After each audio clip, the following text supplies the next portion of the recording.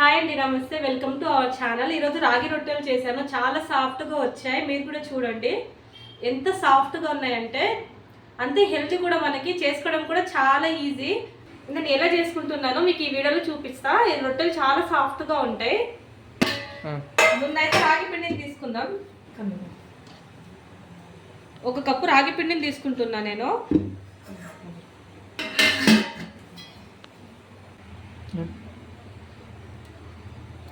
దీంట్లోకి వాటర్ని మరగబెట్టుకోవాలి. ఒక కప్పు రాగి పిండికి పావు కప్పు అంత వాటర్ని మరిగించుకోవాలి.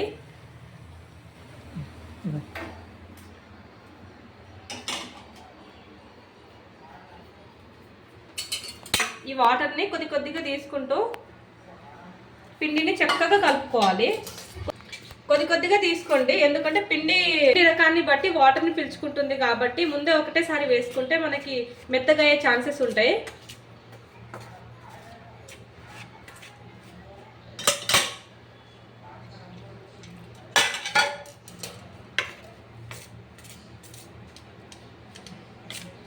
ఇప్పుడైతే ఇలా కలుపుకున్నాం కదా, ఇది కాలుతుంది. కొంచెం స్లోగా చేసుకోండి.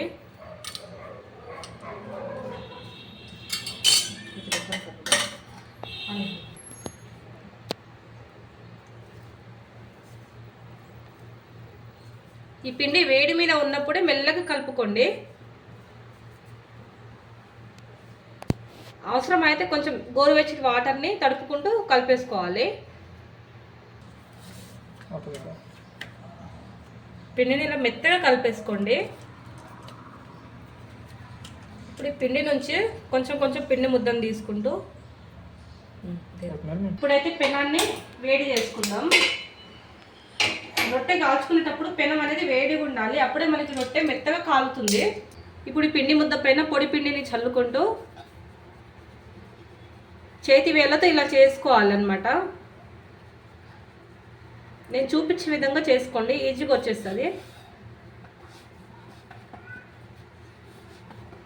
పొడి పిండిని చల్లుకుంటూ ఇలా కొట్టుకుంటూ చేసుకోవాలి. కొంచెం స్లోగా చేసుకోండి, చినిగిపోతుంది.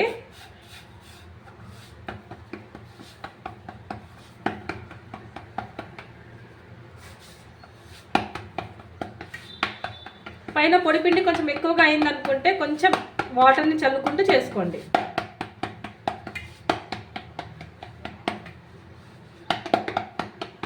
ఇలా చేసుకున్న ఈ రొట్టెని వేడి పెనం పైన వేసి కాల్చుకోవాలి. ముందైతే రైట్ హ్యాండ్ తోటి ఇలా తీసుకొని ఇంకో చేయి పైన వేసి ఇలా తీసుకోండి.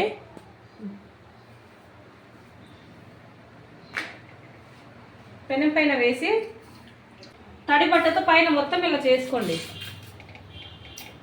అప్పుడు మనకి రొట్టె సాఫ్ట్గా వస్తుంది. పొడిపిండి కూడా తగలకుండా మంచిగా ఉంటుంది రొట్టె.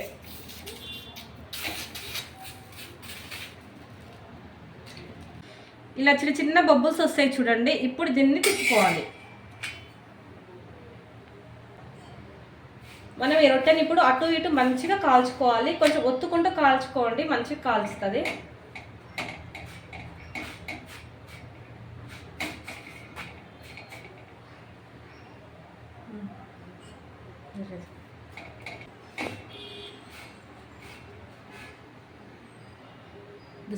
కానీ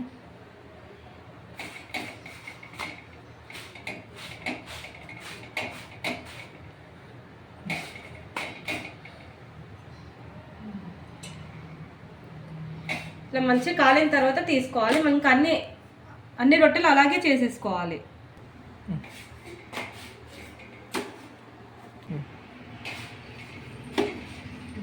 చూసారు కదా మన రొట్టెలు ఎంత సాఫ్ట్గా వచ్చాయో. మీకు నచ్చిందా? మీరు కూడా ట్రై చేసి చూడండి. మీకు నచ్చితే వీడియో లైక్ చేసి సబ్స్క్రైబ్ చేయడం మాత్రం అస్సలు మర్చిపోవద్దు.